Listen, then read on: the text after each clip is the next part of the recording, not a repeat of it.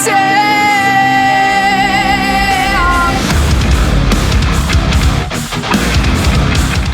I'm heading up to the shop, show you guys what I got going on. Haven't really been keeping the YouTube channel updated at all, but we're going to start working on more videos. I think we're going to start shooting for every Tuesday, getting videos uploaded weekly. So we're going to go up the shop, show you a project that we just started. It's not too far along, so I figure this is the perfect time as any to start recording some video, some content. So we'll go over the project, and there's a few other vehicles in the shop right now that I'm working on, and an engine for a customer. So that'll be all in future videos, but today is going to be mostly about the new project.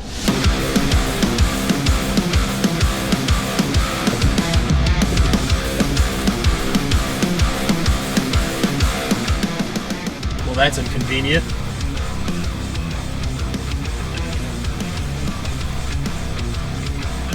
Looks like I gotta go the other way. I don't know if you can see it, but there's a train.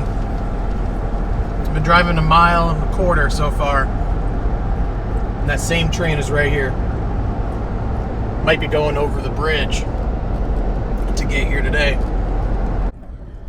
Because of that train, now I have to get back on the highway, drive down 1.5 miles to the next exit, take these back roads to get to the shop. It's so stupid. I don't know what it is. They stop the trains there and they sit there for like 2 hours just hanging out. And the dudes actually get out of the train, walk up the hill, go to the gas station, get all fat like me, get back in the train, and then head out.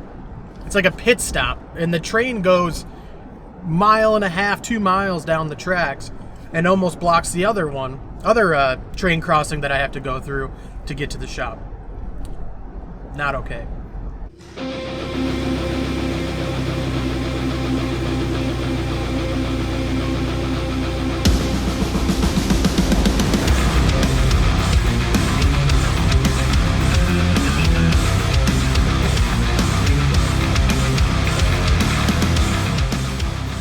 All right, so we're up at the shop now. We'll go over that project I told you about. So, the shop is a mess right now, so if you see in the background, it's dicked real bad right now. We got too much stuff going on. It's still setting this up. This isn't like a shop for Tuneplus. We're gonna be building customer cars and whatnot. This is just for us to be working on our own projects, our own personal cars. I do a little bit of detailing and paint correction stuff here as well, but it's just pretty much small shop. It's only, I think, 1,600 square feet. We got a lift in it, got our tools here. You know, we can get anything done in here that we could before in our shop in Texas. So if you see the cars in the background, we're gonna go over there in the future. One of them is Focus RS. You saw me pull the Raptor out. We have our Ranger here as well, but those are Ranger and Raptor, just something that we're still deciding what we're gonna do with it. We're not sure the direction we're gonna take with both of those vehicles. We've had the Raptor for a while and we really haven't done much to it, but we do have some mods here at the small shop that are going to be going on it, which we'll do in a video.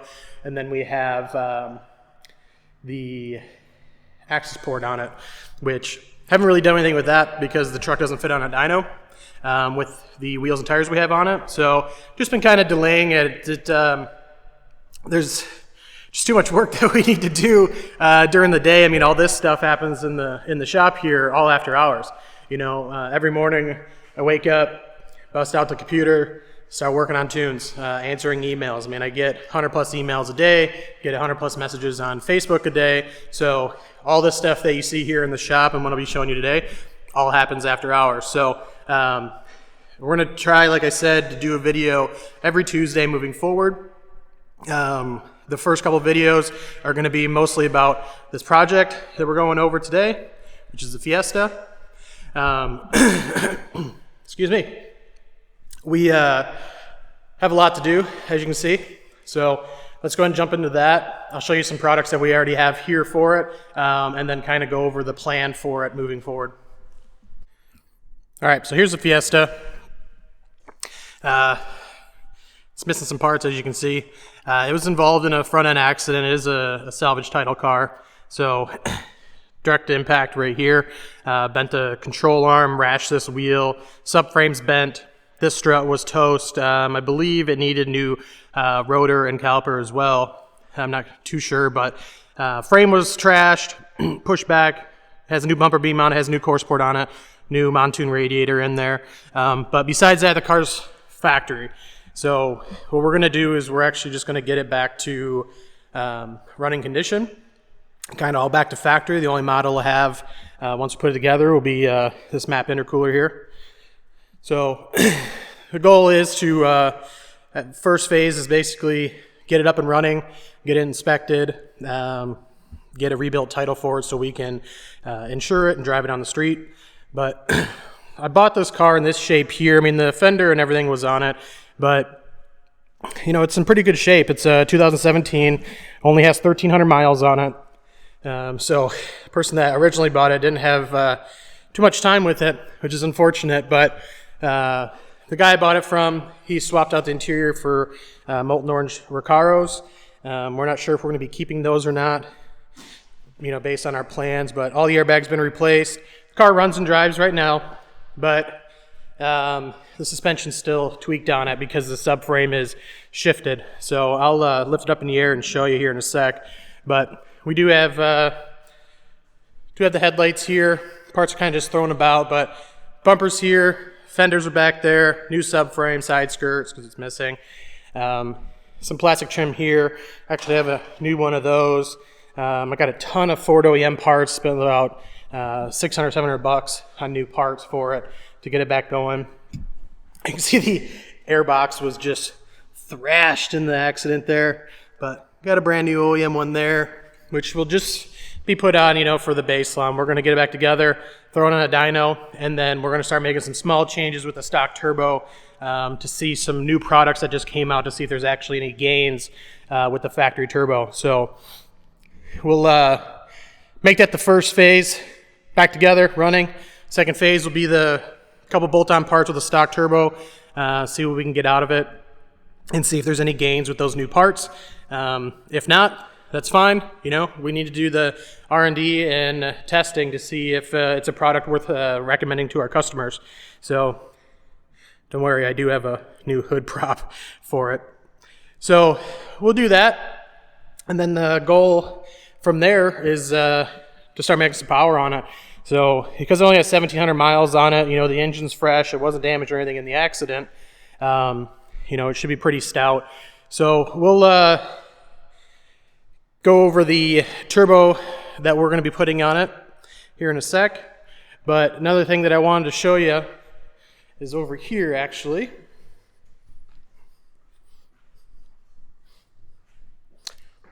Well, I lied. It's not over there. Actually don't know where the hell it's at. Well, we'll go over that in a sec. But there she is in all its glory, its ugliness. All right, so we got this thing up in the air.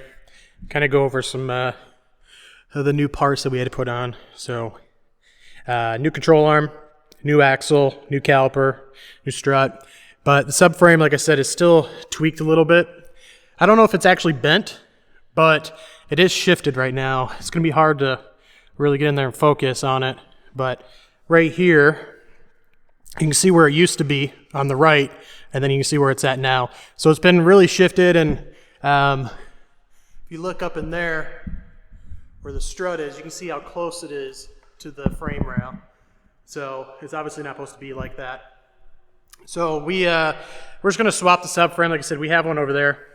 We'll swap it out. It's actually not going to be too difficult. This doesn't have any power steering or anything on it. So there's no lines disconnect. You seriously just disconnect, take the wheels off, disconnect the ball joints, disconnect the tie rods, and then pop the axles out, and then you can drop the whole thing. Sounds like a lot of work, but really, if we use this guy here, we can just roll this underneath the car, unbolt it, lower the car down, take off, you know, the bolts would be loose, take the bolts out, and then raise the car up off of it. That's how we usually do them in the RSs and STs as well. So, but that's it for underneath. Once we do that, we can get all the body panels back on, get the charge pipe on, and then get it running and going. But you can see she's 100% stock. Stock turb skis in there, stock downpipe, and stock exhaust. So that's pretty much it. So what I was actually trying to show you earlier was our catback. So these are just the rear axle sections. I mean, the mid pipe and everything is over here. I'll show you those in a second. But this is our stainless catback, and this is our titanium catback for the 2014 Plus Fiesta ST. So this is the stainless version here. So we're trying to replicate the look between both. This is going to be our lower cost option for our customers, and this is obviously going to be the more expensive option as it's titanium. Titanium is extremely light, extremely durable, and they make any car that you put it on sound amazing. So the stainless here, the mid pipe is just straight through. There's no resonators or anything in it. And then we do have one muffler in the back here, as you can see. And then we got the turn down tip on it. So this actually sticks out just a hair past the bumper. You can see installed pictures on our website, but it just sticks out past the bumper a little bit and gets a little bit turned down. This reduces the actual loudness of the exhaust, the decibels on it. So not only that, but it also keeps carbon from shooting up on the back of the car. So if you have a lighter colored Fiesta ST, I'm sure you've seen a ton of carbon speckles all over the back of your car.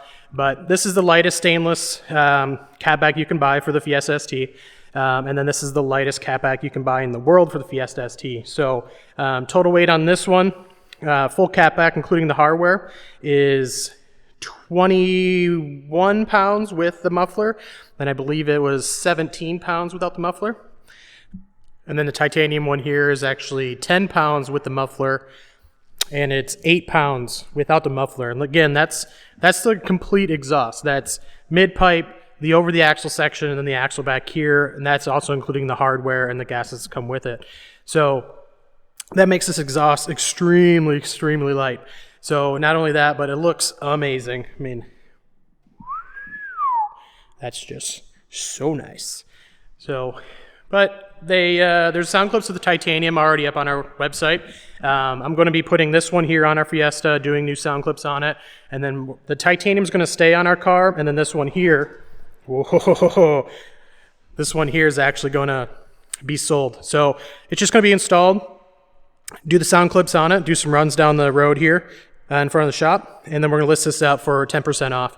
So another thing with these on our website is a drop-down option for exhaust hangers. We recommend having exhaust hangers with this. The factory ones are so loosey-goosey that it kind of makes the exhaust hang down too low and doesn't really fit up in the exhaust outlet on the bumper very well. So right now there was a drop-down on our website for Cobb exhaust hangers. However, these ones from Whoosh Motorsports, we like a little bit better. So they hang a little bit tighter underneath the car to keep the exhaust up, and they're available in all these different colors here, so orange, red, green, and yellow. Or you can order them in the jelly bean option, which gets you this here. So you get one of each color. So we'll grab one here. So I'm going to show you where these go on the car. I mean, it's pretty straightforward. You know, they can only go in so many places, but we have one here on the front of the downpipe that you can place with the kit. We have one here, mid-pipe. And we have one here in the back, just on the over the axle section here. And then the very rear one. So the kit will replace all four. So on the stainless, we have these rounded hangers here. So they're a little bit easier to get on. You know, I recommend putting a little bit of, you can put a little bit of motor oil on there, or I use Sil Glide, it's from Napa. But on our titanium, the ends are not rounded. So in order to get those on, I recommend kind of going on an angle and then kind of moving it around like this to get them on. So once you get them on there, they're a little bit easier to get on the car side. but I do recommend putting them on the exhaust first and then loading it up in there. So if you hop on our website, tuneplusinc.com, there's a ton more information on it. I just kind of want to give a quick brief overview because I had both exhausts here. Like I said, there's going to be sound clips for the stainless coming up, and anybody that wants the stainless version of our catback for 10% off, we're going to be selling the one we're using from the video for 10% off. So, and that's free shipping just like anything else on our website. But go ahead, if you want it, go ahead and email me, tuning@adamtuned.com, and we'll get it reserved for you. So the last thing I want to go over before we wrap up this video is the plans for the Fiesta ST here. So like I mentioned, there's going to be different phases with this build. The first phase is just getting it back to normal, running and driving on the street. Second phase is going to be doing some stock turbo modifications. So people have been following me on the groups and Facebook and different forums for a while. We've already done, you know, bolt-ons and show what our tune's capable of with said bolt-ons. However, there's still a couple new parts that came out that I think we might be able to get a little bit more out of the stock turbo. I mean, you usually see upper hundreds for horsepower on 91 octane, and then 93 will make around the 200 mark, you know, depending on the dyno and the conditions. And then E30 is 210, 215. Again, depending on the dyno and the conditions. So I think there's two modifications that we're going to be doing with the stock turbo. I'll go over them in the next video, or a second video after we get this car up and going, that I think will get us maybe another 5 to 10 horsepower out of it, which, you know, anybody with a stock turbo that has no plans in upgrading to a hybrid or an ATP GTX or anything later down the road, you know, they're going to want to get the most out of stock turbo, and because I believe these parts will add a little bit more to it, it's going to have some benefit within this, you know, within the Fiesta ST crowd. So once we do that, phase 3 is actually going to be a Turbotechnics S280 hybrid turbo. So it's still considered a hybrid turbo because it bolts to the factory manifold and factory downpipe, whereas the ATP is a universal turbocharger that has an adapter for both the manifold and the downpipe because the turbo is not originally made for this car. So with the Turbotechnics, it's still considered a hybrid, but it's not the factory turbocharger that's been, you know, opened up, turbine side wheel upgraded, and the compressor side upgraded, and then the covers machined to fit those new wheels. The Turbotechnics S280 has a completely different compressor cover, and it has a recasted turbine housing. So with the recasted turbine housing, you know, it's a huge benefit for hybrid turbos. Because other hybrid turbos in the market, like the Puma Speed X47 Plus and the R and whatever else they come with that reuses the factory turbine housing, they're extremely limited because of that turbine housing and compressor cover. So if you put a turbine wheel that's too big and is more efficient than what the turbine housing itself can provide for airflow, you're just choking it up. So over the years, as these hybrid turbos came out, you know, I was the first one to bring out the X37, and then the X47 came along, and then the Plus and the R, and then there was other companies out there making similar turbos. You know, anything past the X40R or X47R, you started to see lag or more lag over the previous 47 or the 37, and then no power gains at all. You know, they were promising more power and all this and whatnot, but I wasn't seeing it at all. You know, the highest horsepower hybrid up until recently, you know, when Ron released his turbochargers, which we'll go over in a second, the X47 that we did in Aubrey's car, you know, if you don't know Aubrey, she has a molten orange Fiesta ST with a bunch of bolt-ons on it. You know, she's got a huge following on the group. You know, with the X47 in her car, we made the highest horsepower with that turbo. You know, it wasn't a Plus, it wasn't an R, it was just a plain old X47, and that's just because the wheel combination used in that turbo were basically the max limit that the turbine housing could handle. So with the recent turbos like Ron's track spec and, you know, his other turbo that's not named, which I asked him to name the Little Piglet, those turbochargers are extremely well thought out, and they also, you know, utilize the turbine housing compressor cover to its max potential. So because you've seen more power out of Ron's turbos versus the X47 and other hybrids out there, it doesn't mean that the wheels are bigger and it's able to produce more power. It's just that they're using better aero on those wheels. So the turbine wheel isn't necessarily bigger, like I said. It's clipped, it's a little bit lighter, it has different fin count, if I remember correctly, and it's just overall better aero on both the turbine and compressor side. So for a factory housing, turbocharger hybrid, or sorry, let me repeat that, make it a little bit clearer, a turbocharger hybrid that is using the factory housings and not recasted, that's pretty much the max you're going to see. And the next step up from there is going to be the ATP until the S280, like I said, comes out with or they came out with recasted turbine and compressor covers. So they've increased the size of the AR on the inside of the turbine and both the and the compressor side, and they're able to use bigger wheels without choking the turbo up. So I personally haven't used one yet. I'm just going based on the specs of the turbo and information I've received from both Ron and Turbo Technics. So I think it has the capability to be the next best hybrid for the Fiesta ST. It's going to still be restricted by having to retain the dimensions of the factory turbine housing, for the manifold connection and the downpipe connection, but it's definitely going to perform. The next step up from there is going to be an ATP turbo, something adapted to work, or a full-on turbo kit like a Piran or a Puma Speed that uses a manifold and a custom downpipe and everything. So, like I said, going back to the plans, we're going to do an S280 on this car, and we're going to see how much power we can make on it. Every turbocharger out there can reach the factory fuel system limitations. So once that turbo goes on, we're not going to just do a 91, 93 E30 tune on the factory fuel system, because we all know that it's going to, fall short at 300-ish wheel horsepower, usually 290, 295 on the factory fuel system on E30. With race gas, you'll be able to extend a little bit further because you have more range in the fuel system, because it's not demanding more fuel for the ethanol. So if we did that with stock fuel system, or if you're trying to get the most of the factory fuel system, your really only option to get past 290 without using E30 is to use race gas, and you can use VP MS109, or you can go to race-gas.com, and they have an additive. It's something I've used over the years. It works, however, it's not something that you're going to want to use every single tank. I would use it for a tank and then switch back to like 91 or 93, whatever you have available, and then run a tank or two through before using it again. If you do want to use it every single tank, if you're stubborn, just replace your plugs more frequently.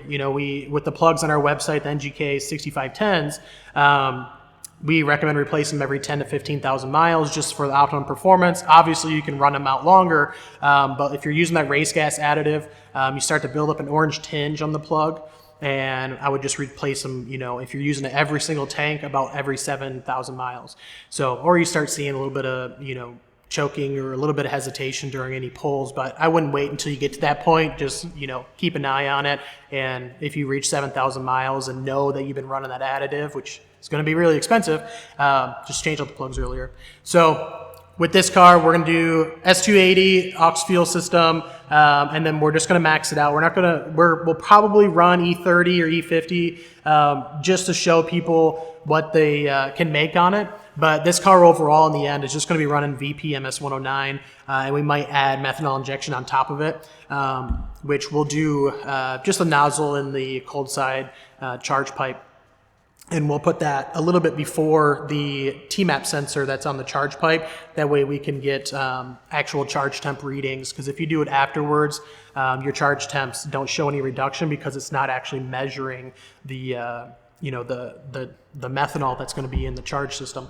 So with that said, the goal of the S280 is try to get it close to 400 wheel horsepower on MS109 on this stock block.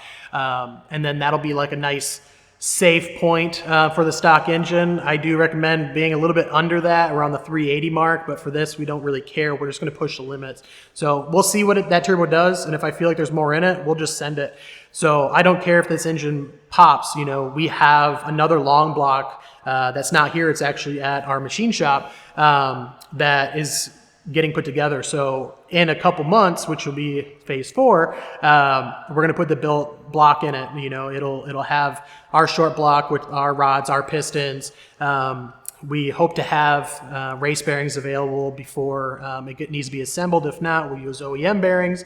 And then we have a whole head package as well, which once we get up and go and we do the testing on it, that'll be available on our website as well. So you'll be able to buy just a short block or just the head. And then if you want, you can buy them both together. That way you have a full, build. So once we get to that point, if the S280 is out of steam, we're going to work on a turbo kit that I kind of put on the back burner for a while, about 2-3 years ago when I had my first VSST. I was working on a turbo kit with the same company that actually makes our exhaust. I wanted to make a turbo kit that has quick spool and is capable of 500 wheel horsepower, because I think anything over 500 wheel horsepower in this car is just going to be killer. It's not really going to be worth it. I mean, even 400 wheel horsepower in this thing just rips. But with us, I mean, we're trying to do multiple things. Like I said, we're going to try to use this car for multiple types of motorsport. We're going to drag race it. We have slicks and wheels for it over here against the wall. I haven't showed you yet, but we do have a slick set up for it. We have a coilover suspension that's actually sitting outside in the Ranger I'll bring in here in a second. That is set up to have a good mix for autocross and drag racing. I mean, we spec'd it out with Silver's Racing. And they build us a custom set of coilovers for it. But in the end, we want to, do all the R&D, make the power with the engine. And once we have a good, solid, reliable power output from this thing, and we know that we can just crank on it all the time, we're going to hit the drag strip, and then we're going to start doing some autocrosses, locally. And then I think the final goal, once we have some, fast passes down the drag strip and whatnot, and the car ironed out, we're going to start taking it to the next level, which will be trying to do some grid life events or some road course racing, essentially. So we already have an RS that we're building for Global Time Attack, but for this car, it's going to fill the void, because the car for Global Time Attack, it's not going to be entered in anything else besides GTA. So we need another vehicle that we can take to grid life and, other local events. We're in Minnesota, so we have Brainerd International Raceway, not too far away, and then also Road America. So for those, HPDs or just small events that are being put on, we're not going to bust out, the crazy RS that has crazy aero on it and, makes 800 horsepower. We're going to be taking out this thing, a little bit smaller, compact, easier to move around, and, we're not going to care as much if we pop the engine, because it's going to be a lot easier and cheaper for us to swap this engine out versus the engine that we have going together for our RS. So that pretty much wraps it up for the Fiesta ST. That goes over our plans and everything for it.